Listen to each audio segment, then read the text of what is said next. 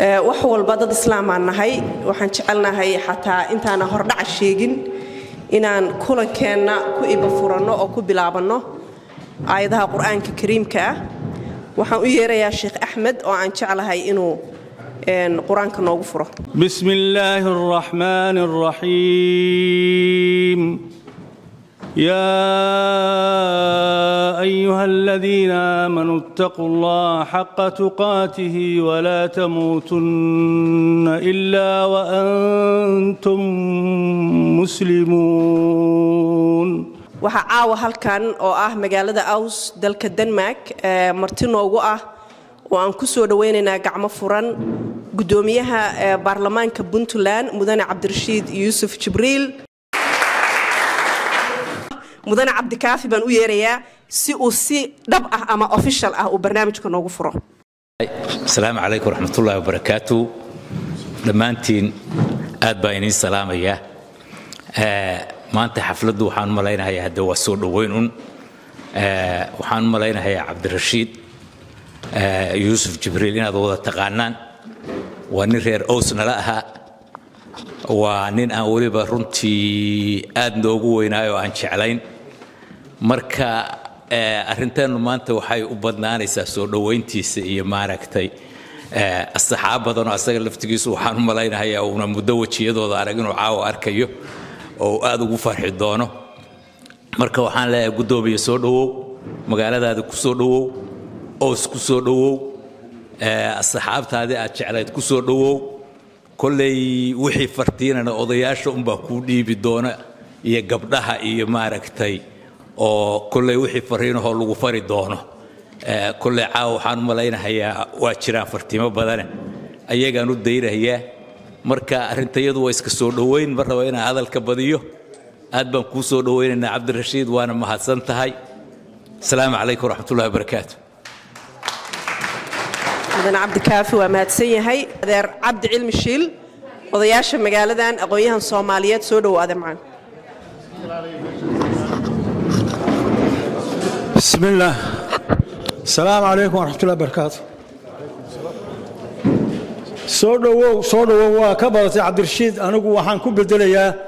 bal meelaad joogtid iyo tribkaaga iyo Ilaahay ku nabad geliyo taasaa maaragtay iyada wax taraysa in loo duceeyo waxa weeyaan halkan hadal badni uma baahna soo dhaweyntu bay ku koobantaan u maleynaya laakiin maadaama anigu hadda dadka Soomaaliya wax ka ogaa ama sida wax u socdaan hadda og ama wax ka soo ogaan jiray waxaan kula talinayaa maamulada kelmad baan kula talinayaa dawladda federaalkana mid baan kula talinayaa maamulada oo aan buudan ugu horeyso wixii aad soo qabateen ee ku horkacdeen wadanka oo wanaag ahayd sayna ayna u xumaanin xoogaa dudmee hadday jirto dudmo leedin ka dareemayo waxaan ma dudmadiina ka dulqaato oo wanaagii sidii ku wada wadanka aad ugu wadeen oo ka dulqaata wixii jira dawladda federaalkana waxaan leenahay wardhagaha iyaga waxa ka badatay oo aan xataa shacabka Soomaaliyeed ka xanaaqayn oo mudaarad ka dhigayn nin la leeyahay 30 jir oo 30 milyan armaan 60 jir 60 milyan nagu keentaan berito ya oo aan maartay ka dalo dibidal waxa maanta Xasan Sheikh aan ugu ducaynaynaa hawsha loo doortay inayna ka biiqbiiqin in alla ku garab galo isagana uu ka fakaro maartay waxa ku waageeran inayna meel qalada u jiidin meel sax u jiidaan salaam alaykum iminkana waxaan kalmadiisa ugu yeerayaa garaadkeena adeerkay Cabdi Xakiin Maxamuud Cali Shire السلام عليكم ورحمة الله وبركاته والله مقرأ يا سماح aad baan idin salaamayaa khiyaarta sharafta leh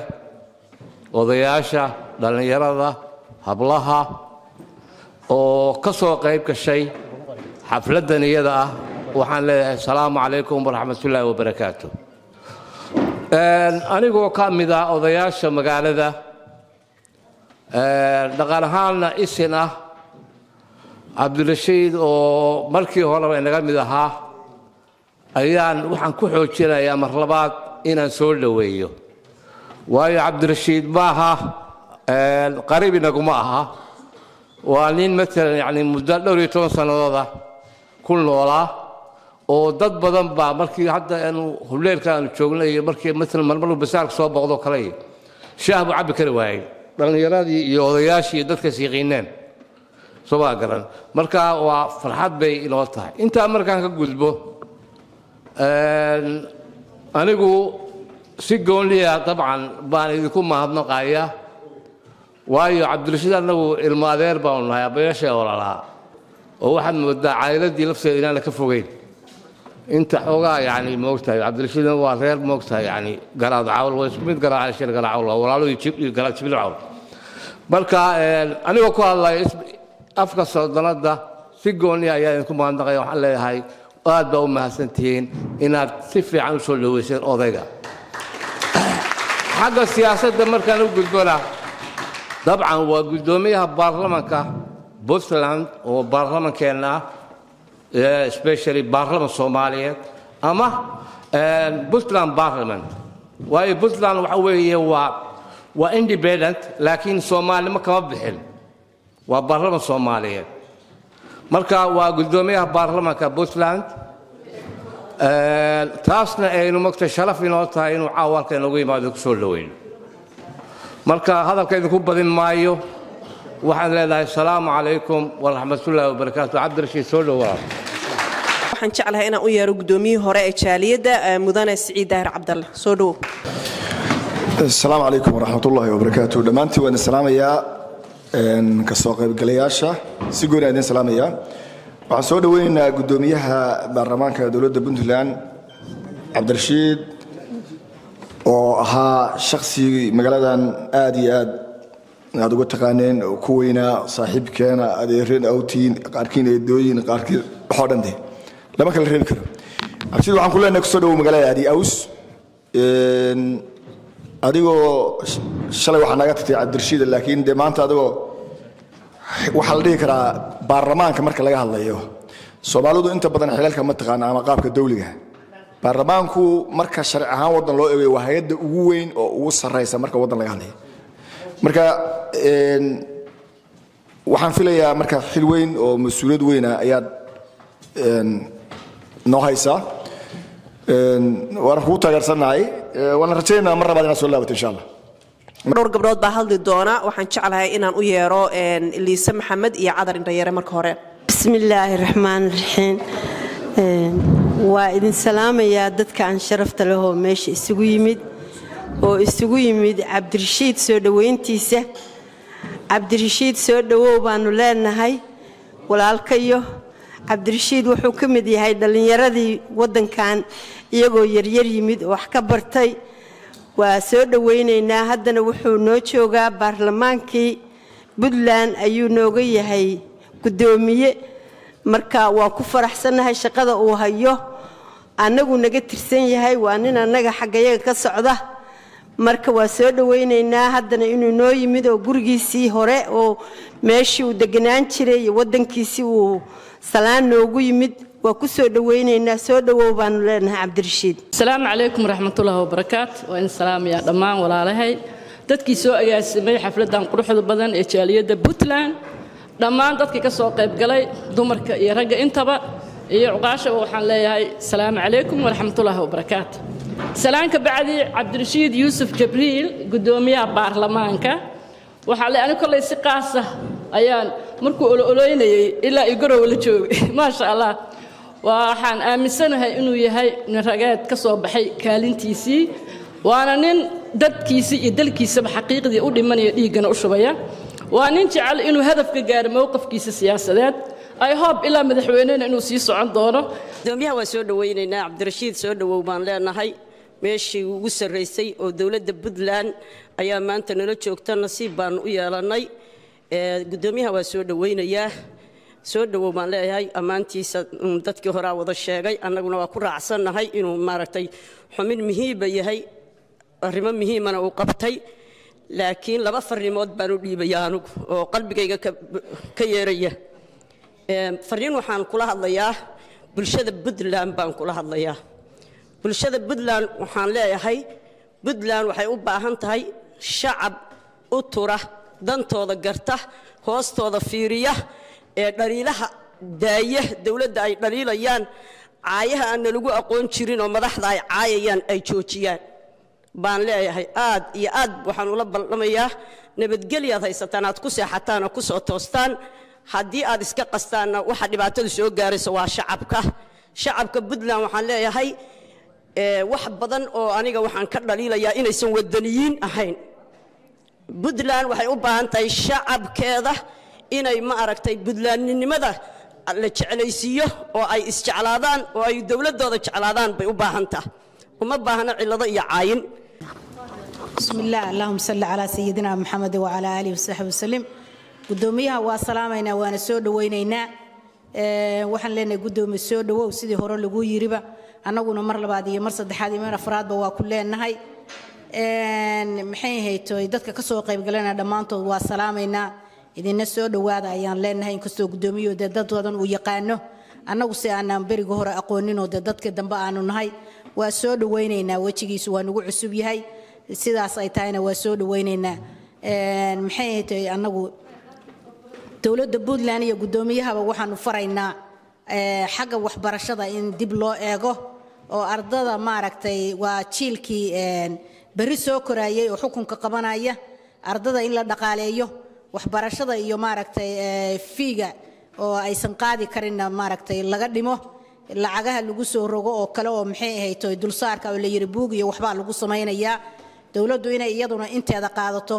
wixii maaragtay ay laga maarmi waayana dee tartiib hooyooyinka iyo waalidku ay u bixiyaan adeer daahir cali oo kamida odayaasha runtii marjaca iyo budrigaha waa jaaliyada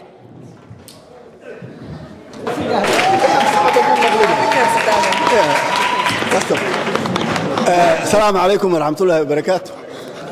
أدبا وما سنتين سحب كذا يقول سولو ويسن أنا واحد سولو وين يا قدوميها أو قريجي سجوجا لين قريجي سجوجا قريجي هذا كسولو ولا ما يراهو قدومي قريجي هذا بس جوكتا كمان ده إنه قريجي هذا كسولو لكن واحد كسولو وين درجة على هذا حاجة يعني لا أنا هاي سولو تلوات أنا بطلان ونقوينته مرة دي heerka aad joogtid aan ka helnay waxa noo dhiman baan rabnaa inaad noo dhameystirtaan gudoomiye baarlamaanka dawladda asaga xukuma dawladda waxay keento oo qorshe oo dhanba waa inuu barmaan fuliyaa ku helnay adiga laakiin waxaan ka qatanahay dhinacii wasiirada agaasimo guud waxa dawlad aan ku lahayn ma hayno haddaan nahay reer Denmark waxaan ka rabnaa mooshin baa laga rabaa inaad wax u fulisaa laga rabaa adigana waa inaad ka fushisaa qaybtaada ka qaado oo waxaad xubintaada meel dhigo aadan madoobe wasiiradii aalta Jubbaland asaga qaatay hatta goolkiisa waa u diiday adigana waxaa laga rabaa Denmark markii la yiraahdo bal horta aws qaybta ay leedahay oo dawladda aan ku leenahay anaga dhaqaale badan bixinay inaad nooga soo qaadid oo gowmale aad tiraahdo miiska noo fariisatid agaasimo guud wasiir taliye wax walba aan heli karno jaajaabka xataa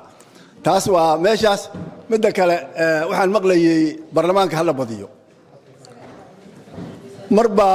Djibouti waxa laga dhigay 500 iyo wax la jira waa la qeylinayo waxa la lahaa waa nagu yaryahay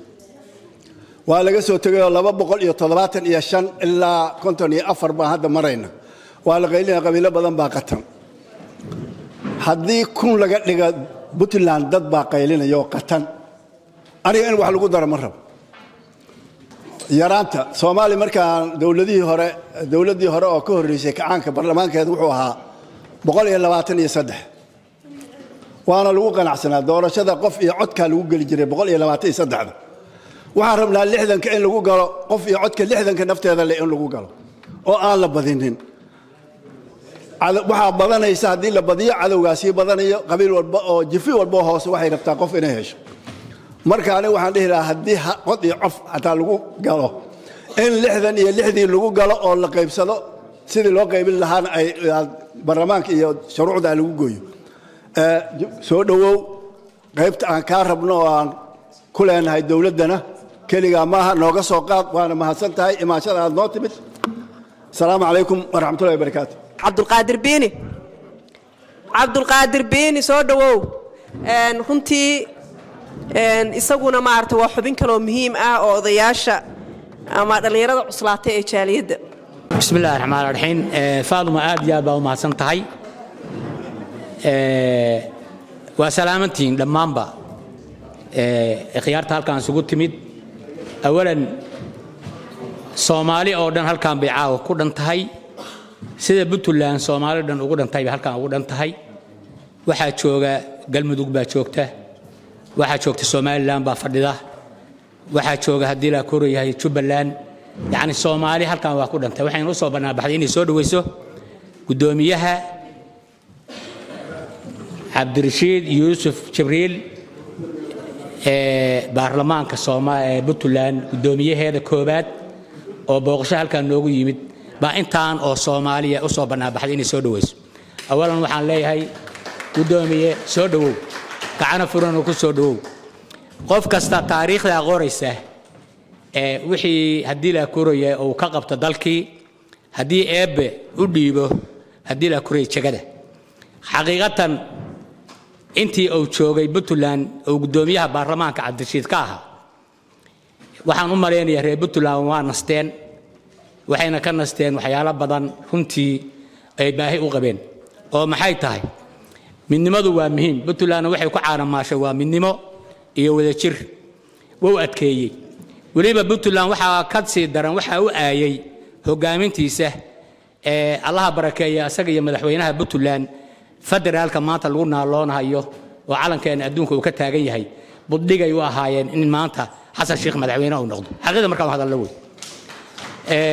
waxa weeye marka qof kasta taariikhda qoraysa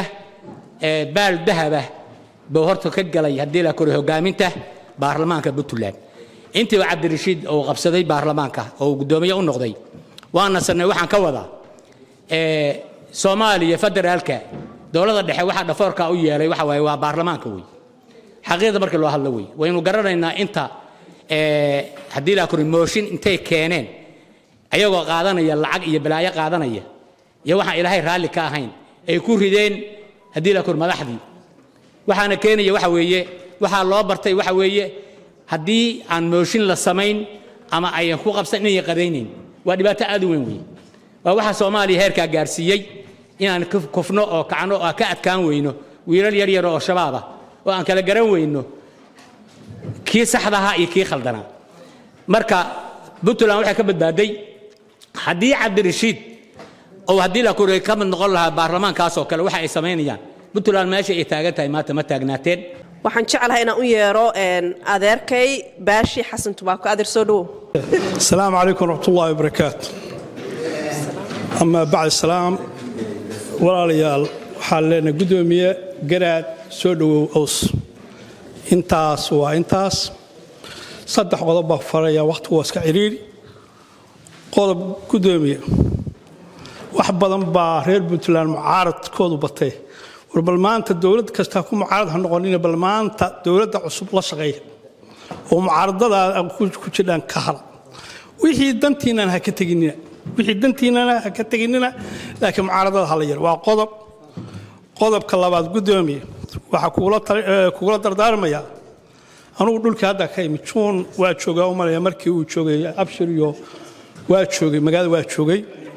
إلى بوصاص إلى بورتنا واسعدي ودوينك واحد كقبتين نواد كم هالسنتي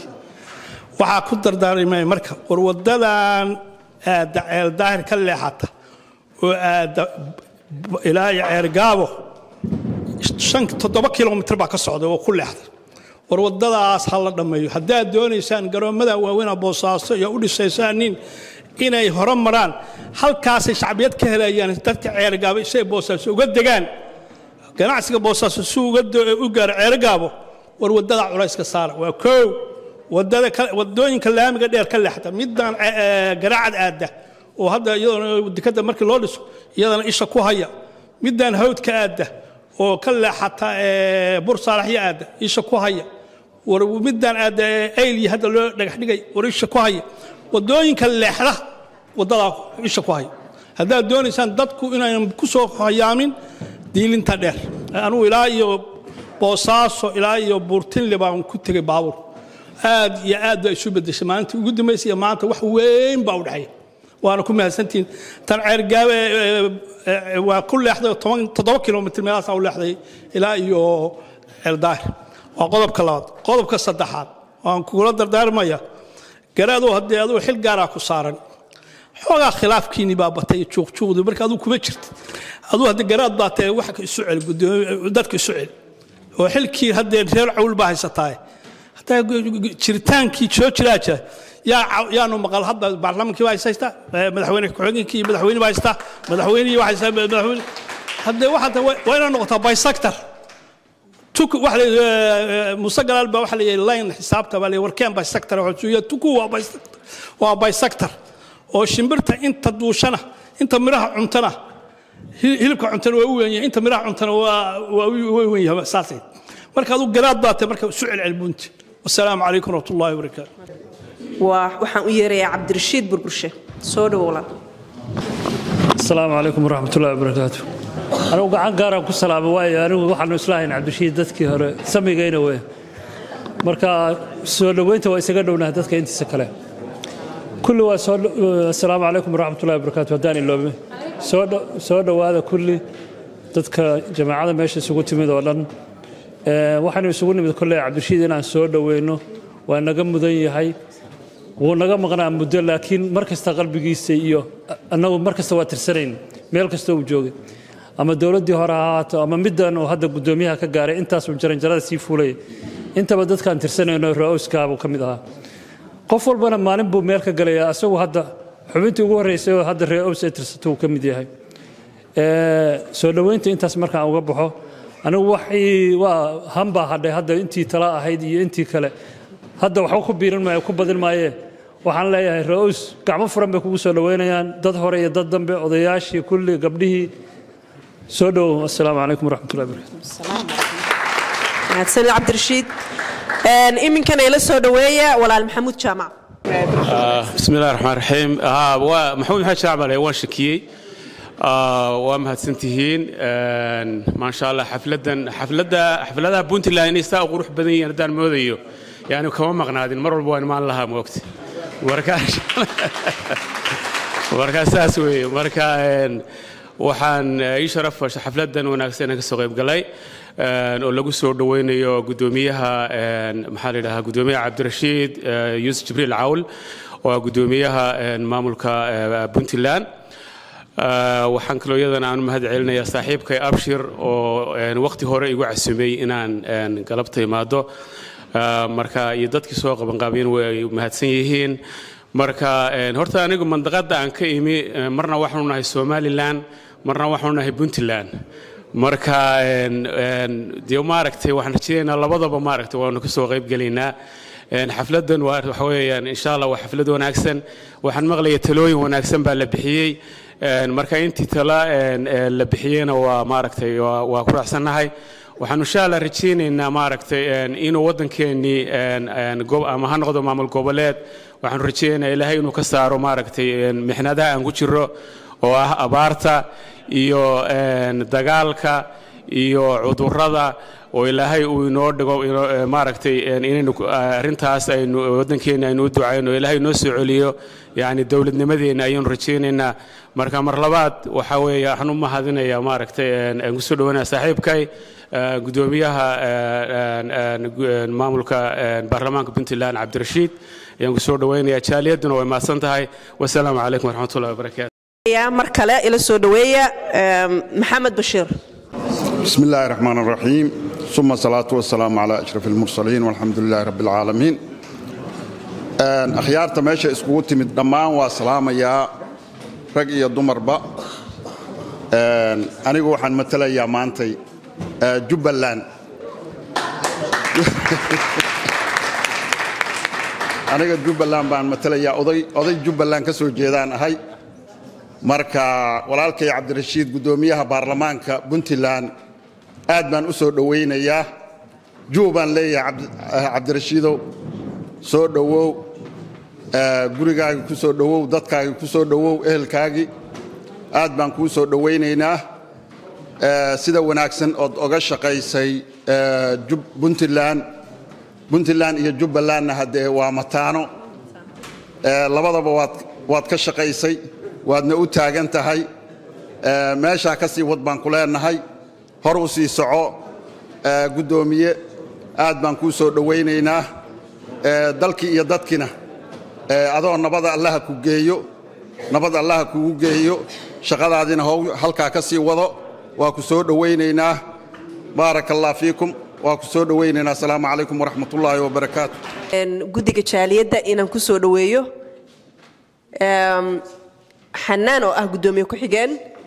iyo axmed kismaayo oo ah guddiga axmed weliba si gaara wuxuu u mateli doonaa caawa dhallinyarada soo dhowaada asalaamu calaykum waraxmatullaahi wabarakaatu guddoomiye aad baan guddoomiyaha u salaamayaa marka koowaad waxaan leeyahay guddoomiye soo dhowow waxaan si gaar u sabaa abwaan guddoomiye kaliya ma ah waana abwaannimada wuxuu ka keenay aabiis oo hadda halkan nala fadhiya si gaar waxaan u salaamayaa adeer yuusuf waxaan rabaa inaan hadalkayga ku bilaabo annagu waxaan nahay aniga iyo xanaan guddi loo xil saaray dhallinyaradii jaaliyaddan ay rabto inay beerto oo ah dhallinyarada waddankan ku koray oo waddankii la geynayo jaaliyadduna ay dhaqaalo badan iyo juhdi badan ay gelisay waxaan rabaa guddoomiyaha inaan halkan codsi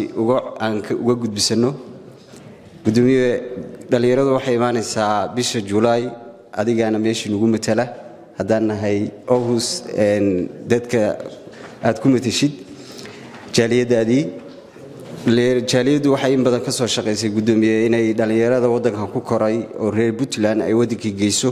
si ay u noqdaan dhallinyaradii biri ka maalin dalkooda iyo dadka halkan ku nool labadaba anfici lahaa hadda waa noo gabagabo barnaamijkii dhallinyarada waa diyaar inaan soo kaxayna kaliya noo dhiman adigana halkan nagu matali doona insha Allah waxaan rabaa inaan u dhiibo xanaan oo iyaduna inta kale ku sii dari doonto xanaan soo dhow asalaamu calaykum waa salaamayaa dhammaan Soomaaliyeynta iskugu imaatay meeshan khaasatan waxa salaamayaa ra'iisul baarlamaanka Puntland waa markii labaad oo aan la kulmo qof darajo weyn ka haya dawladda Puntland hadda korna waxay ahayd Allah u naxariistay madaxweynihii Cabdullaahi Yuusuf anagoo yar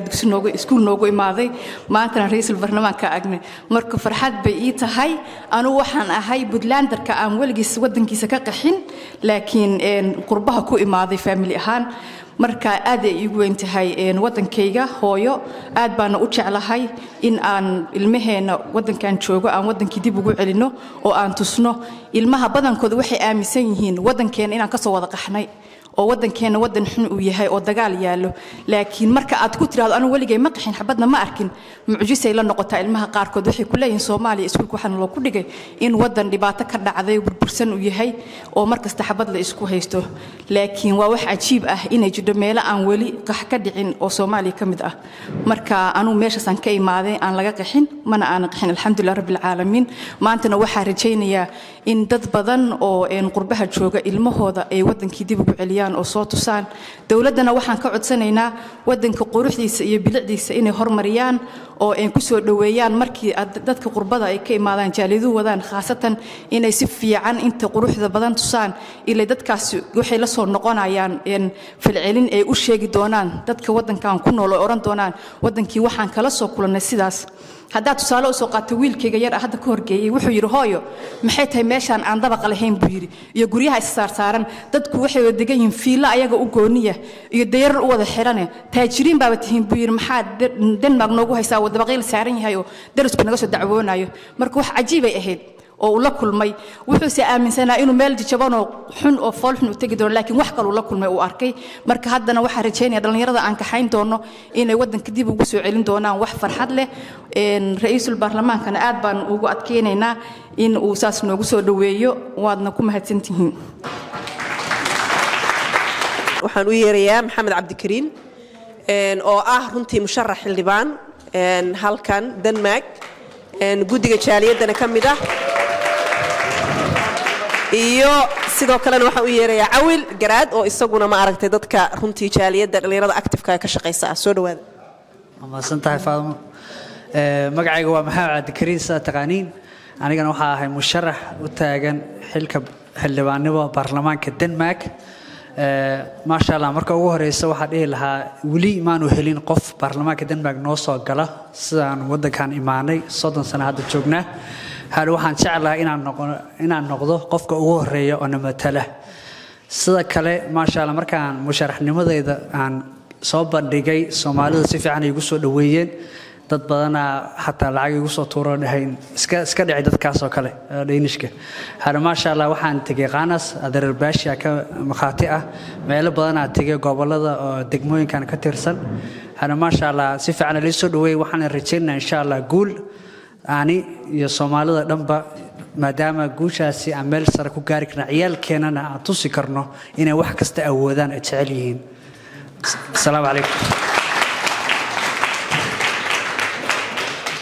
السلام عليكم ورحمة الله وبركاته دمانتي وين السلام يا مرتضى شرفت له رجل دمر له كسر قيب قشي حفلة waxaan ku soo dhaweynaynaa gudoomiyaheena baarlamaanka Cabdi Rashiid soo dhawo kolba dadkan waa dadkaagii aad meel walba ugu matalaysay annaguna waa ku soo dhaweynaynaa hadaan nahay jaaliyadii Puntland waxaan kaloo ku darsanayaa hadalkayga Maxamed Cabdikariin oo nin dhalinyaro ah oo ah nin muxuu firfircoon asagana in lagula taageero musharaxnimadiisa maadaama uu yahay nin karti leh oo hawsha ka soo baxaya taasaan asagana ayadana aan meesha ku darayaa waana in salaamiya aad u mahadsantahay waxaan kaliya rabaa inaan dhaho ninkan dhalinyarada Maxamed Cabdikariin oo hadda u soo istaagay inuu qabto xildhibaannimada u tartamo baarlamaanka hadda ka hor ma jiro qof Soomaaliya oo ka tartamay Aarhus mise Denmark oo xildhibaan guud u tartamay ilaa hadda waxay joogtay xildhibaanada dawladda hoose ninkan wuxuu hamigiisa noqday xisbigu raba ha galo haddii maanta gacan la siiyo asagoo nin dhalinyaro soo kacaya biri ka maalin markuu wax noqdo asagana waxbuu noo tari karaa hadda gudoomiye Cabdi Rashiid waxa ugu faanaynaa waxbuu noqday waa nin jaaliyadeena ka mid u ahaa maanta magaciisa maamuus u yeeshay waa maartay dad garab baa la soo siiyay saasoo kale qofku markuu soo kacayo oo rabo inuu wax noqdo garab siiya codka haysataan waxa ogahay codkiina qaarkiin oo passport Danish haysta iyo ilmihiina qaangaaray inuu guryahooda ku bariyo asagoo meesha yaala hadhow qashinka lagu daro marka inta codka qashin ku dari lahayd ninka qofkii gacan siin kara dhaqaale ahaan gacan ha siiyo qofkii cod ku caawin karana codka ku caawiyo garab ha la siiyo biri ka maal haduu wax noqdo siyaasadda ma aha qofka inuu markaa ku guuleysto qofka uu ku soo dhismaya nin dhalinyaro waa uu soo dhismaya biri ka maal markuu magaciisa maamuus yeesho isagana garabkiina qabanaya marka yaan loo kala harin arintaas waa mahadsantiin gabagabadii baan soo gaarnay barnaamijka caawa oo uu marti noogu ahaa gudoomiyaha baarlamaanka Puntland mudane Cabdi Rashiid wax isaga ayaa xafladda guud ahaan noo soo xiri doona oo xogtiisana siin doona laakiin waxaan jeclahay inaan u yeero adeer shoode oo ah runtii odayaasha magaalada aan jeclahay laba kelmadood inuu dhaho kadibna gudoomiyaha uu ku soo dhaweeyo assalaamu calaykum waraxmatullaahi wabarakaatuh maasha Allah aad baan ugu faraxsanahay inay gabagabadii igu soo dhaweysay gabadhaan adeerka u ahay sababtu waxa weeye waxaan u maleynayaa dadka halkan jooga oo dhan markii aws la yiraahdo waxaan ka mid ahay shakhsiyaadka ugu isyaanaysan 18 December 1992 baan halkaan imi waa meeshaan ku dhalan gaaray ma fahamtay Cabdi Rashiid Yuusuf Jibriil waxaan ku bartay guri Bintis Fay ku yaalo 36 nambarkiisu ahaa 37 marka aad baan ugu faraxsanahay caawa isagoo madaxweynaha inuu noo yimaado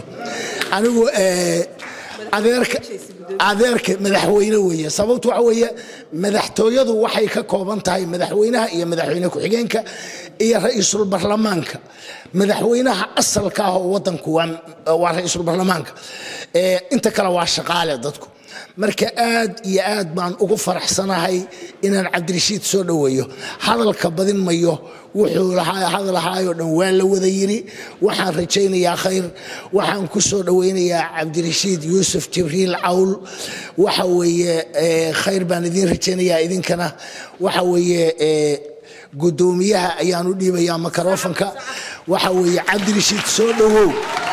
kal iyo laab soo dhawow بسم الله الرحمن الرحيم الحمد لله رب العالمين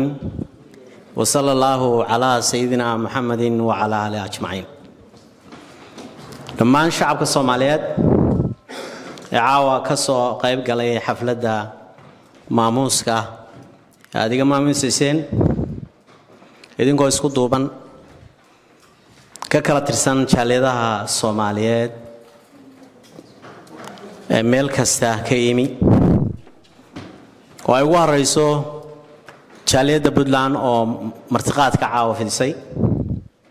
مدحدا كسعوتا شاليد سومالان مدحدا كسعوتا شاليد قلمدوق مدحدا كالي كسعوتا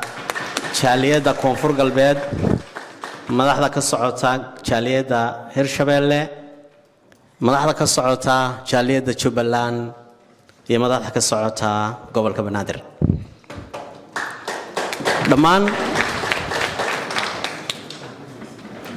halwadeennada iyo madaxda jaaliyadda Puntland oo ugu horeeyo gudoomiye Abshir odayaasha jaaliyadda haweenka iyo waxgaradka kale ee meesha ku sugan culimada diinka يا سياسيين تبع دمانتين وحن كسلام يا سلامة الإسلام السلام عليكم ورحمة الله وبركاته. سيدو كلا وحن سيجارو سلام يا صاحب كي كارتي. ويسقونا كسر بهذا وربعين تا سومالي ذا وأنا بكتر سنة شري. كارتي سودو أديك إيو حبنا كلا كل سنة.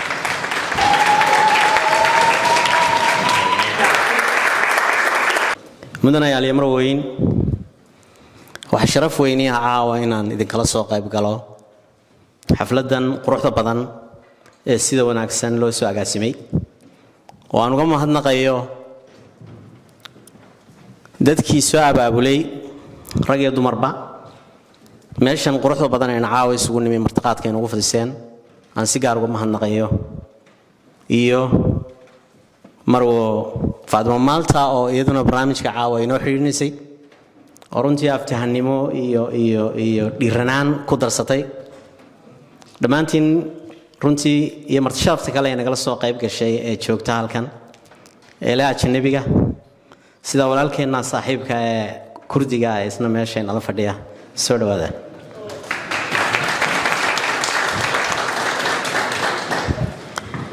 waxaan runtii ku faraxsanahay caawa inuu fadhiyo aabbaha Ismail Cawl أبايس جبريل قراد عول ويسقى نرنتي أن كاتيرسن شاليد الصومالية مقالة داوس مدرنا يالي مروين سيدا شكتين مقالة نوع مقالة دي وحانيمي مدة هذا اللي جت شو كوبي صدق سنة لبي سكاشن كيبانيمي هذا الشهر لسه شيء وأكو سود دوي أنا كنا واحد سود دوي أفتكر عبد السلام عرب يا محمود خليفي رجع صانو قوي مقالة يا عبد الدعس يا صاحب هذا أنت بدن ويكجورين سعيد 16 ناس علي صالح خيارتي رنتي محمود MK أو MMK أو فردية رنتي حبنا بدن أو محمد حسن بنتاني كم ديهين يا عبد السلام صوريو يعني كوانا كسودوي رنتي تبدن بنكسودوي أنا قلت كيف waxaan aad iyo aad ugu mahadnaqayaa sidoo kale gabdhii qiimaha badnaa ee halkan ka hadlay oo ay hogaaminaysay walaashii Caadar Indhayare oo anagu si gaar ah runtii faamilka reer Indhayare aan u aqaanaan saaxiibo ahayn iyo walaashay Liisa Maxamed oo say sheegtayba markii aan u tartamayay kursiga 4 January 2019 ee garab taagneyd oo ay gacan siinaysay walaalayaal أنا واحد لا تشوفه مدة تدرب بريه وحنا وهاون سفر كيجو family visit family كيجي كبنتين هذا تين جاليدا أو سيدنمارك أبصوا بغضي يعرض سيدارون تي إنجليز كتير يقولون ربنا هو قدر كان يصيروا كلنا أركض صاحب بديدي يمقال ديدي عندنا مدة سرعة بدن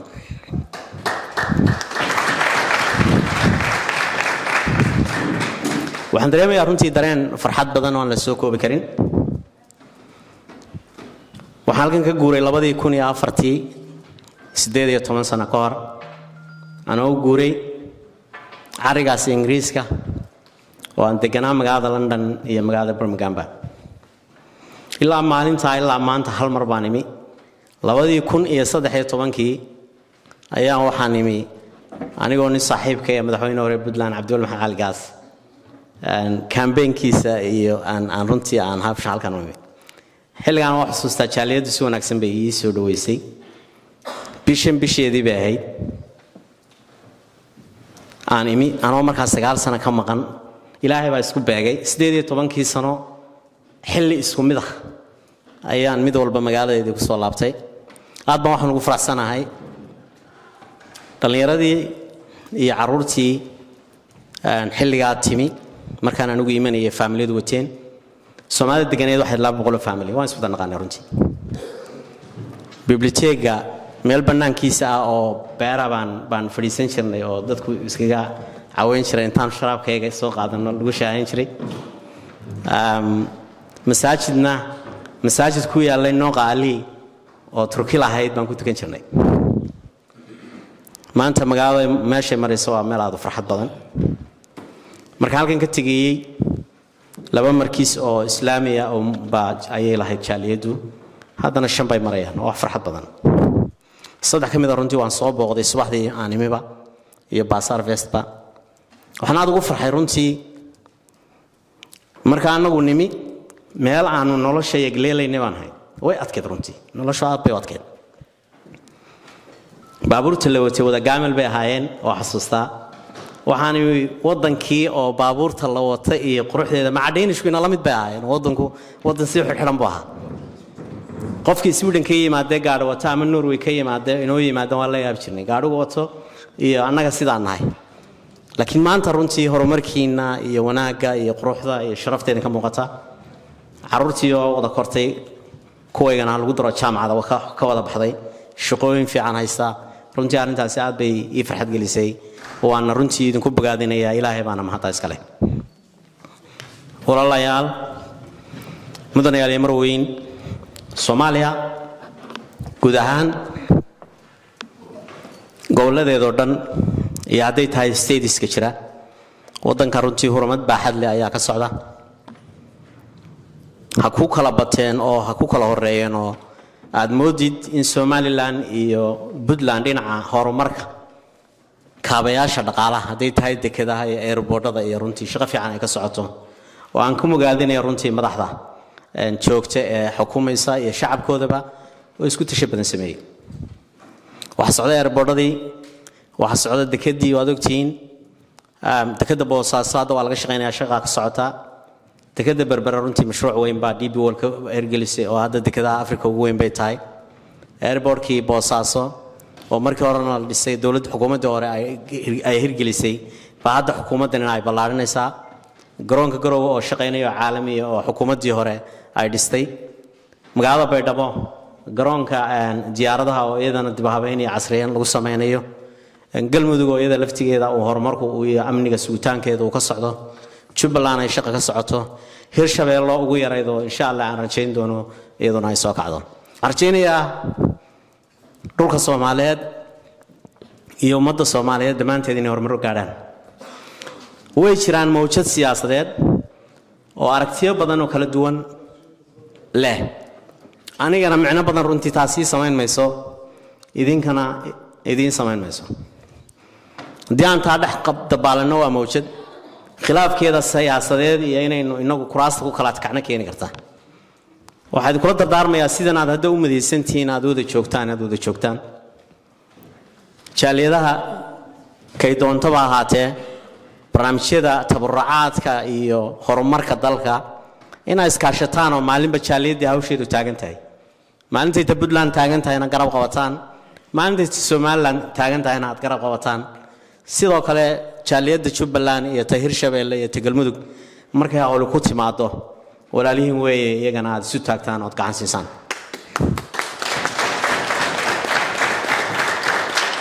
iyaguna waxa jira jaaliyada kale oo walaaleena oo jaaliyada ballaaran ee kiilka shanaad ee Soomaaliya Itoobiya waa dhulkeenii iyo runtii dalkeenii meel buu inagu inoogu qoran yahay ma ilaawi doono